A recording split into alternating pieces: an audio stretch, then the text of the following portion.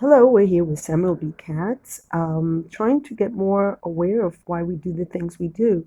I've been watching Donald Trump, the US elections, and I find myself really getting really more and more angry.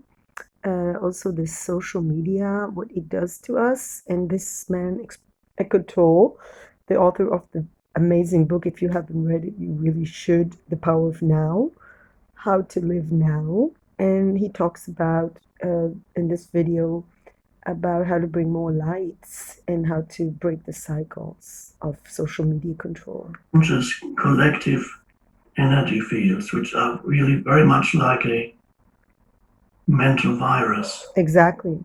collective. So there's an equivalent on a mental level to what we have on the physical level.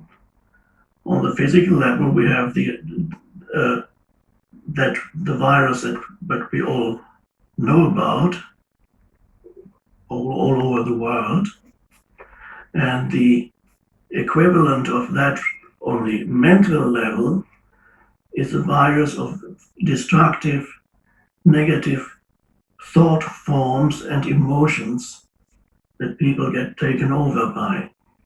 Exactly. And that makes life very unpleasant. It can also lead to an intensification of external problems.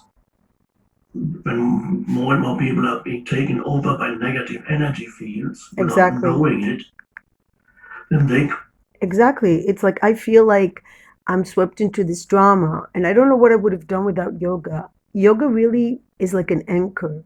It's like an anchor the way the boats don't get lost in the sea. They have an anchor. This is what yoga does for me. And yes, it's not the most exciting thing, but it helps you disconnect from the drama that is around you. Like when I do yoga with children, so I take a small group of children from the small group I have to begin with, and the other kids can be playing free, but the kids that are doing yoga, they're able to disconnect from the surrounding drama. And this is what yoga is all about.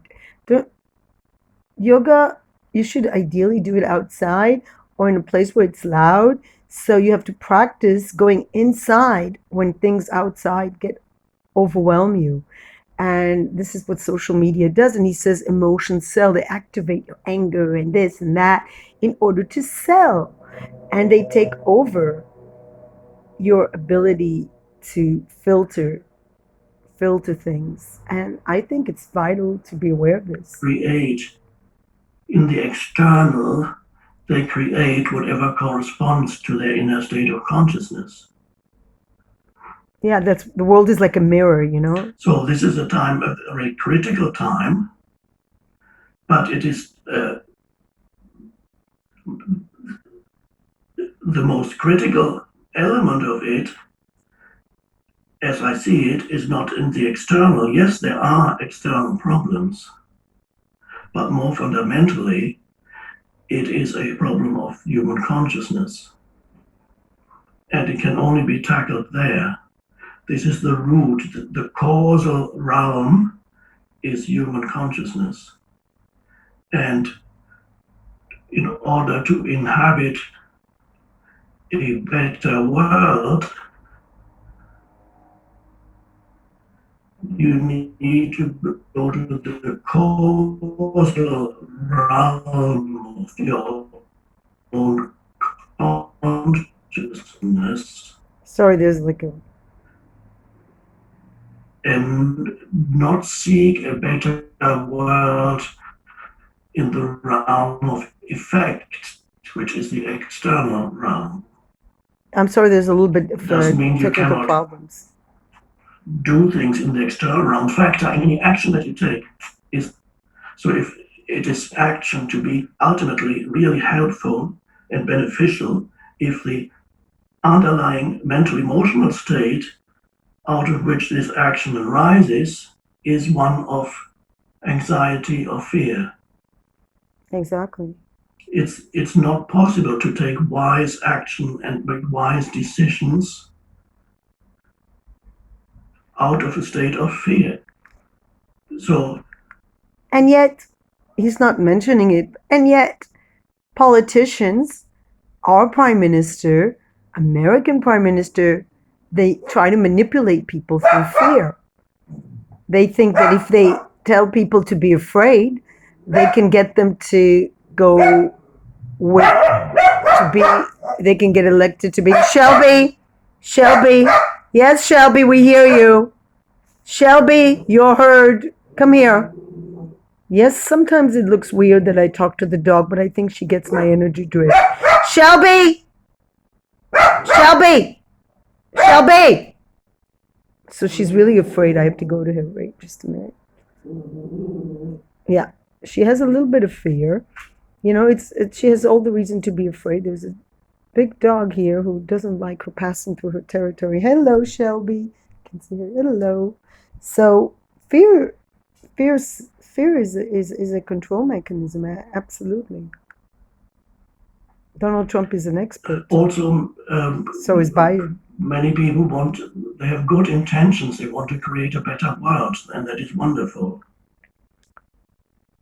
But if you neglect the causal realm, which is your consciousness, then whatever you're on the outer, you might be very angry, and out of your anger, you want to create a better world. That's dangerous. It's understandable, but it's dangerous. Okay.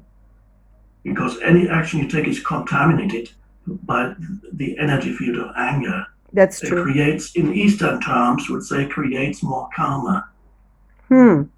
More suffering. Absolutely. Anger is very bad. I agree. It's so like the important thing for us is not to be taken over by the collective virus that's floating around and that's everywhere in the media and so on. That's exactly why. Be very vigilant. Not listen to the news. Don't listen to the news. Vigilance is required. It's he's fluttering his ultimately, eyes. And this is what meditation is all about, and this is what healing is all about. Healing in a wider sense, normally healing refers to physical healing, which is wonderful too, but the deeper healing is a healing of your consciousness, the healing of the fragmented consciousness, the healing of the suffering that arises when you completely identify with mental emotional streams that come to you, they take you over. Exactly. And so then you identify with every mental positions. You have politics, religion is one example. Political views, mental positions, and you derive your sense of self from your position, and the other becomes the enemy. Exactly. Oh, that is so true. That's exactly. It does not mean, as you awaken out of that, it does not mean that you no longer have any mental positions. You continue to have certain views, for example, with regards to the political situation or the social situation. You have certain views, and that's fine.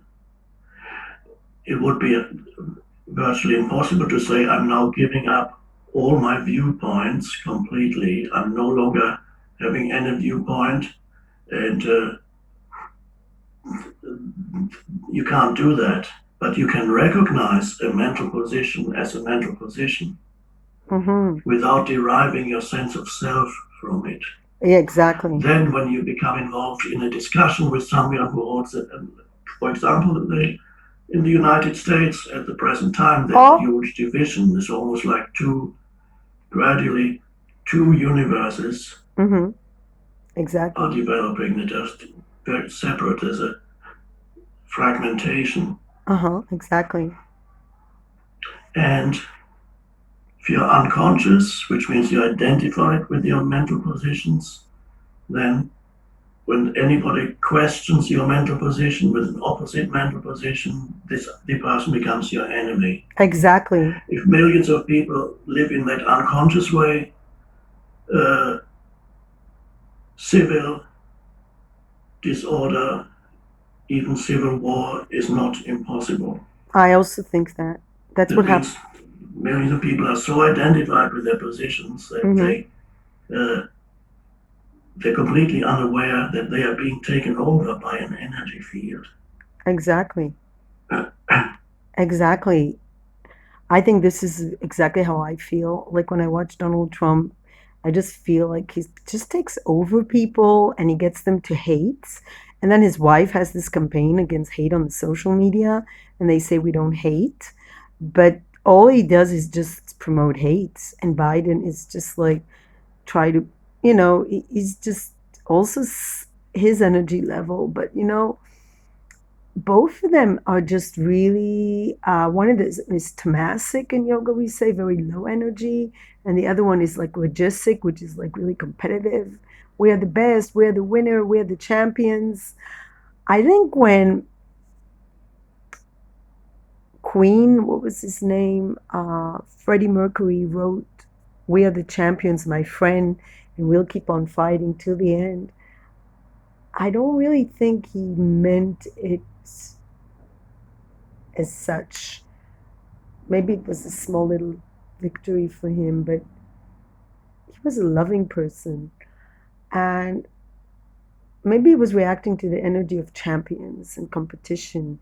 And I feel like I remember living in Europe, and there's this football, people are identified with a football club so much that it becomes so much of their identity that they're willing to do violent things like really hit people, destroy property, because they identify so much with this club. It's as if they're fighting for their livelihood, or fighting for their right to live or something. They become completely identified with this football club or this team. And this is what's happening in the US at the moment with this political, are you a Trump supporter, are you a Biden supporter? And there's nothing in the middle, there's nothing else. There's all this division in Israel as well. Are you Bibi supporter? Are you anti-Bibi supporter? There's nothing in the middle. And also, why does one have to identify with? Why does my identity have to be uh, this or that? This is why I don't like. I think these people that are so glued to being identified as a certain religion or gender or ethnic group. I just feel really, maybe it's because of my background, because I lived in different places, that I really do not feel identified completely with one thing. I think that it sounds maybe like, no, it's just, I feel like I'm above these little identities. I think it's part of yoga that we have an eternal soul that's beyond all these labels and stickers. Um, yeah, I feel like sometimes we're like people are living their lives like bumper stickers. I'm this or that. And actually, I feel kind of hope that because the people sometimes, people that I talk to in Israel, the people that I talk to are not extremists, and I'm really happy with having people that are not extremists. And I really try very much also not to be threatened by people that are extremists, because fear will allow this energy field to win. So the answer is to become aware of the positions that your mind is taking and Exactly. saying, well, this is my position. You can then have a discussion with someone without making the other into an enemy, Hmm. That's very true. without attacking the other either Hmm. emotionally, mentally, or even physically in the case of very unconscious people. Exactly. You can have a discussion and perhaps you can arrive at some kind of, you can meet at some point in the middle if you're conscious. Hmm. If you're unconscious, which means completely identified with your memories, there's no meeting anymore. You cannot meet the other because the other is the enemy. So the primordial problem, and this is where the healing also comes in, is uh, healing is really to be restored to wholeness. Exactly. not to be fragmented and lose Oh, yourself in the fragmentation of your mind. exactly. It's like being, And yeah. so how does this happen? Mm-hmm. How can I have a mental position, for example? Even I have certain positions, obviously, every human has, with regards to politics. I don't talk about them because who cares what my mental position is? That's not important. Mm-hmm. I am here to guide humans to a higher or deeper dimension Exactly. where they are no longer completely identified with and absorbed by their mental positions, their Exactly. minds, their thoughts. Exactly. You are not your That you can mind. have the thoughts, but the thoughts exist within a greater wholeness, which we could call the awareness. And your identity lies in the awareness, the presence, the consciousness, not in the position of the mind. This is like what Bob Marley says, release yourself from mental slavery. We are enslaved into identifying with a certain position where it's actually thoughts, just thoughts, and not who you really are. Who you really are is just so much higher than that, so much higher consciousness than a certain position, an opinion, or a thought, or an experience. You are not you are not the thought. You are not the mind. The mind is not the one who's ruling here, but we think we are because this is how a lot of people act. Then you can still have your position, but you're no longer threatened in your sense of identity if Mhm. somebody questions your position or Exactly. contradicts. Exactly. Exactly. You don't get violent. So that's the essence of meditation also. The essence of meditation is to find that, to discover that transcendent dimension to who you are, the being of yourself. Mm-hmm. Your true self. You're deep. And What's beneath the you layers. discover it, and this is as I speak, there's an opportunity for you to realize this within yourself as I speak here and now. This transcendent dimension to who you are, the unconditioned being, Your true self. is something that you do not need to bring about through arduous discipline, Mm-hmm. and you cannot generate it by being a good person. It comes before all that. Hmm. It's already here. You, at that level, you are already complete, Hmm. perfect, or to use this word, whole. Mm. Whole. You are already whole. On the level of being, you are already whole. Now that's an interesting word, whole. WHOLE. Whole. Exactly. You take the W and you On get a this, hole. on the personal level, the conditioned mental emotional entity, you are not whole. There's a lot still that you could do, and many things you cannot do, and you can improve your life on the level of the person. Of course, it's a good thing to improve your life on that level. But if you miss the fundamental dimension of the transcendent, which is the spiritual dimension, then nothing on the level of your personal self will ever ultimately satisfy you, no matter what you achieve on that level. It doesn't mean that you should not strive and to achieve things. It's a good thing to try and achieve things as a human being, to learn new things, experience new things, to grow. That's beautiful.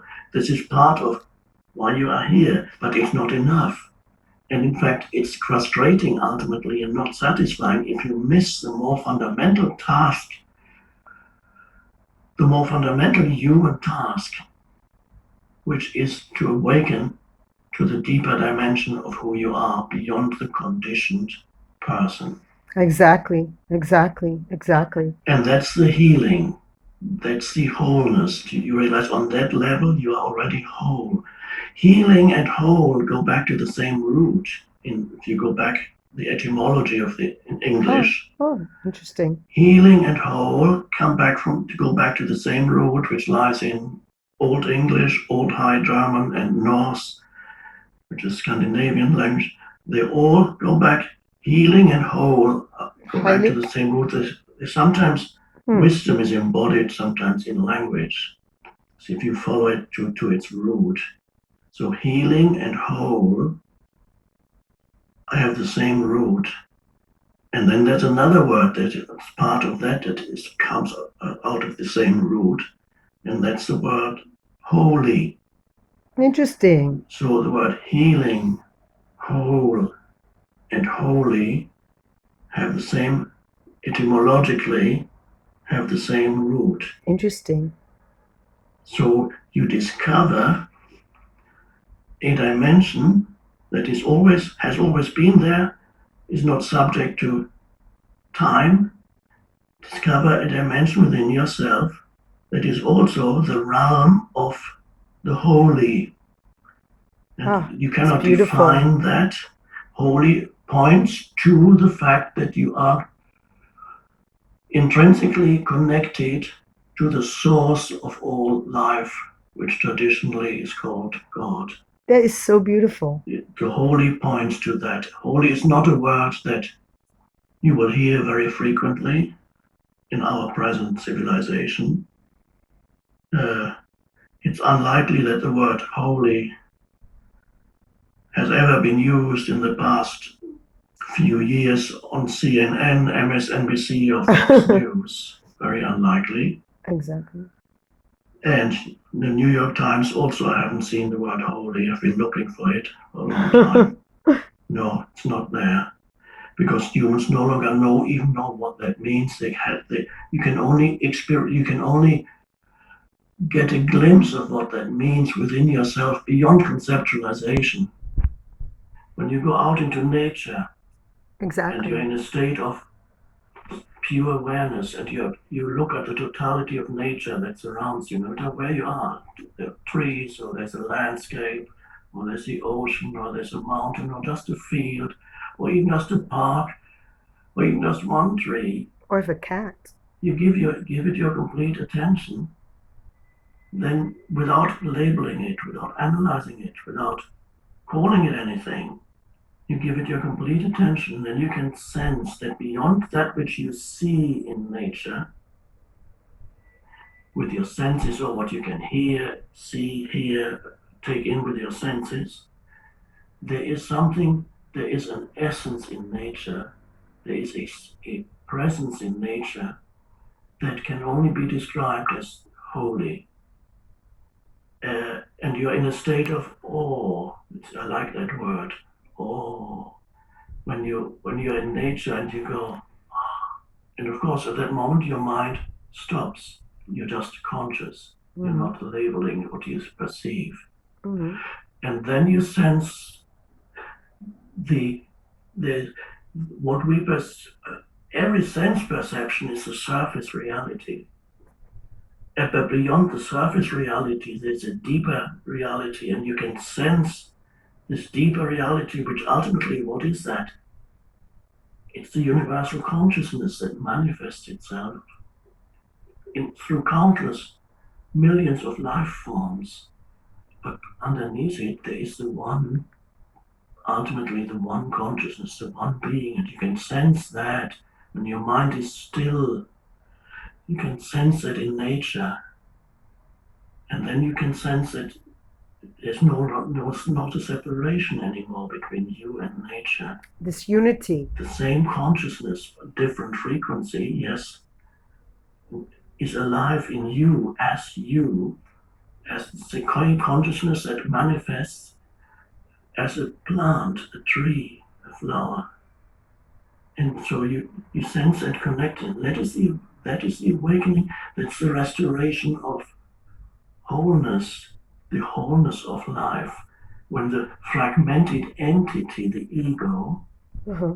subsides, and you become restored to the wholeness of who you are. That's the Absolutely.